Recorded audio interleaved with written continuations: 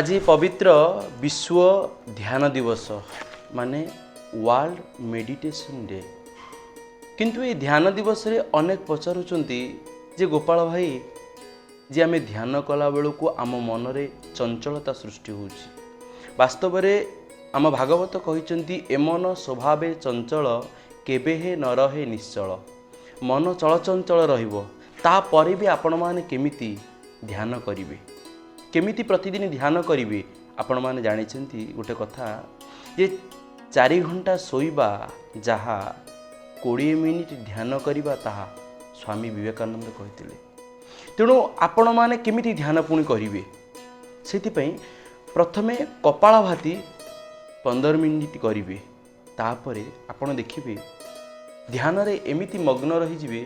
आपण बसु बसु जदि 1 घंटा 2 घंटा 3 घंटा भी बसिबे आपणकर मन चंचलता हबो नाही, किंबा आपण को अस्थिर लागिबो नाही, किंबा आपणक मन रे आडू ताडू किछि कथा भी आसीबो नाही। तेणु आपण माने आजि ठारू चेष्टा करंतु 15 मिनिट कपालभाति करिया पई। आ कपालभाति परे मेडिटेशन करंतु।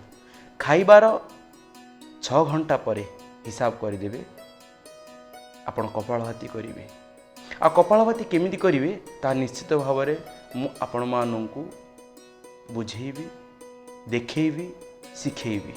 जोग गोटे एमितिया धारा ताहा प्रैक्टिकल 90%, थ्योरी मात्र 10%। आग प्रैक्टिकल निजे अनुभव कौन कल से भागवत कहते जीवर गति अनुभव उद्धवे कहले माधव। रहुछि राधे राधे।